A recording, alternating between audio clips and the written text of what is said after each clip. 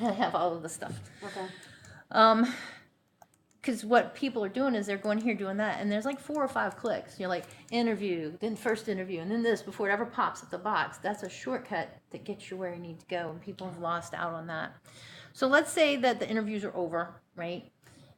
Congratulations. There could be more, but again, only that first interview on this is counting, right? Mm-hmm.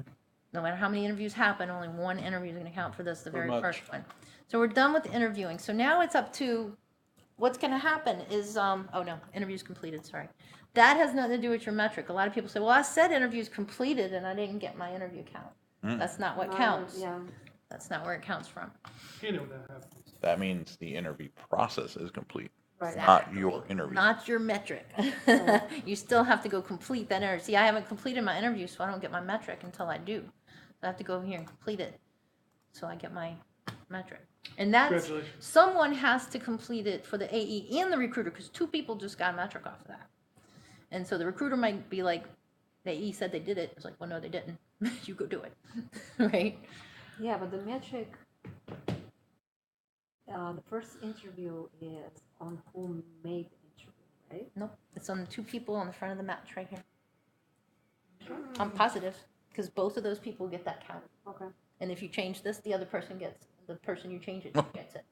That, I made it that way because they were constantly making changes before we had it hard-coded on who created stuff. Mm-hmm. And I'm like, we constantly had problems with that. So it's those 2 people who get that. If you have it differently, it's wrong. Bob Cuneo. Did he really? Bueno. was he I'm going to ever- create a new company, a test company, with all of the former employees that were in IT. Do it. You can be the boss. I don't want to be the boss of anything. Fake company. Not even a fake company. Well, All right, so everybody with me now? We're finished with the interviews. Now we're waiting for the company to decide what they want to do. Do they want this person? Do they want to make an offer to this person or not? yes. So then the AE's doing that talking, right? Trying to figure out, do they want them? Yes. To sell it. If they don't want them, bam, reject. At every step of the way, it can be rejected all the way through, Well, that right? makes Shut it down. Right? Advanced to accept offer made. Offer made. What if he rejects it? Now, okay, so the offer's made, so now we're going back to the candidate. Has the candidate accepted this offer or not? No, he rejected it. So if the candidate rejects, then you reject the match and you give the reason that the candidate rejected for the offer too low or whatever, right? He didn't like the. Or whatever reason. There's a lot of reject reasons in here. So if you go reject, rejected by who? The candidate rejected it, or did the client reject the candidate? And whichever one of these you pick, there's different things down here, right? So candidate rejected it, not interested in role, offer too low, counter offer, whatever, right? We're not going to reject though, we're going to accept. We have to be positive. Now, if the candidate accepts, I'm basically bringing this to start, all right? There are required fields that have to be filled in before I bring this to start, and I'm doing this on purpose. This is going to fail. It better fail. Oh, look at that. See, this is what I had to change for Jen because it said send invoice to, not billing contact. And that Oh was my very, very God. confusing. So Get it. it's in here twice, and I can't get it. I don't know why. It's the same field that's talking about it 14 twice. years, I have status. no idea why. So here's my billing contact. See the little exclamation point? It's telling me, hello. Oh my God. You big dummy. And there's only one contact, and that is Jason Bossman. Jason Big Boss Man. I always get the bills. So, Jason, just so you know, see all these things right here? Yeah. These have to be filled in before timesheets get created. That's what finance does. Oh. Okay? Uh, If this stuff had already been, so when a new company comes in, when a new company's created, finance gets an email to do a credit check on that company, and they're supposed to assign it to an AR rep and fill out all this crap. So it's all there, ready for when we get a match, and it'll Boom. all inherit, and everything's good, right? Yeah. Well, no, because they create the company and the position on the same day. Yeah. Then the match comes right after that, and so finance didn't even have a chance to get in here and fix anything that would be before it like all one of happens. those extreme things. Happens that we- all the time.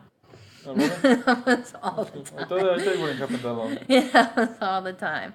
So anyway, finance has a report that I created for them, or Luba and I created. She did the back end, I did the front end. That or maybe did Jordan do that one, or did you and I do I that? did. Yeah, you did it. That will tell them if anything's missing from a match before timesheets are created, because once they're created, it's a mess to clean them up in 3-1. All right. So now I can bring the match to start. because I filled in all the fields. Just that need because to of be. that? Now, if there was no rate in there, it would yell at me. There's several other things that it would yell at me. on So- how it worked in state. Jane Mariani was complaining because over here it say billing contact, but on the actual match It's- it say billing contact. It said billing contact here, and it said send invoice to, which is what it used to be called, and she couldn't reconcile the two. Well, it says send invoice to, and she doesn't have a field like that. Yes, That's I don't pretty see a much- send invoice to field. I've looked everywhere, and I've never done a match See the before. bill too? Oh my Yes, God. that's it. Yes. Oh my Where god. is it sending? We have a screw with the elephant. Yay. Okay, so this match went to Okay, start. it's done. This is at start now, okay? All right, And we I have a got an start. So email. that's when the email comes out, gotta start email, And then everything's everybody, good. yay! Yes, ring the gong. Tanya, right? congratulations on your first start. Thank you so much. And first start for the company, Jason Big Bossman Industries. Yeah, we need to send him a welcome kit. And include a sweater. Swag. So this little field right here, we called it the Dina button forever. Okay, so this is the Dina button, but it's now the compliance coordinators. Even though it says accounting does not use this. This is eRecruit compliance. by nature, that's supposed to be the button that finance moves that says it is okay to create a timesheet now, but they're not using that. I tried to get them to go back to it, but they wouldn't. Compliance uses it. Because if someone goes into a match and changes a start date, changes the estimated end date, changes the rate, all my workflows flip that back to pending, and they have a match search for any jobs that are at start and that counting status is at pending, so then they know they need to go do something. If they lose track of the emails, they have that as a backup to go into there and clear out. That's kind of their queue, right? Yeah. Yeah, makes All right, sense. so this is gonna stay as a question mark, and we also had a customization done in eRecruit, so it does not stop timesheets from being created. Oh, okay. Or maybe it still does. I always get lost on that one somehow. It may or may not stop tiny. I'm not really sure. Megan might- takes care of it all. People might or not might get paid. I think it does stop them. So anyway, obviously one of the things that they have to do is they put a timesheet approver in who's going to approve these timesheets, right? If sometimes there's a secondary one. We always have it set to send the notifications. So if Jason's going to be the approver, but he doesn't have an email address in the system because we really don't want that to go to him because we're going through a VMS, then it doesn't matter who you put there. And so a lot of times you'll see something fake like, do not send invoice. They'll make a contact called do not send invoice or something like that. And they'll Okay. put it in there. So finance takes care of all of this stuff and makes sure that it's good. So what'll happen is once the 21st, you'll notice all these numbers down here are 0. Because we don't have any gross profit yet, because this date hasn't come in. If I change this date to yesterday, I should get a start date change email and social security. Is this what this guy Rick Ryan is talking about? Or is like That's the state problem. you gotta show me how you knew so fast because I Because it didn't- says match ID 0.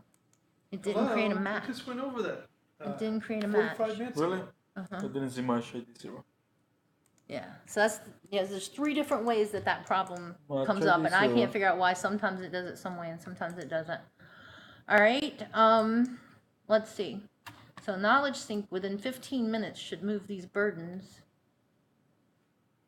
It hasn't been 15 minutes since the requirements, but that So will you happen. move the date right now, right? I moved the date to show you that these numbers now populate at the bottom because we now have a date. And then what eRecruit 3.1 does for you is it actually changed the rate date too.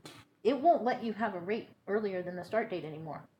So I have a different question. Mhm. Once you change the date there, is there an email goes to Yes. compliance? Yes. Okay. Yes, the email will go to them saying the start date change has happened. And it also flips the account. If the accounting status was approved already, it'll flip it back. Yeah. It'll flip it back so they know they have something they have to do. Okay, yeah. So now, yes, I got this email now. You got the email of the Yeah. start date change? Yeah. Okay. And the same thing if I had changed the estimated end date, whatever I changed, is once it's at start, it's gonna start sending emails out, letting people know what's going on. But there are certain things that it doesn't, and that's when you have to let finance or people know, stuff like that. So, so that's a match. So this guy is ready to Make us money? go. So, he's gonna start working. Today at 2:00, it actually should create timesheets for him. Butts and seats. That will be 8. Jason, you okay with that, or do you not want him to start today? Yeah. Push the start date up because we want more money, more money. Yeah. More money. Show me the money. All right. So now you guys have a little better understanding of what they're suffering Yeah. through out there.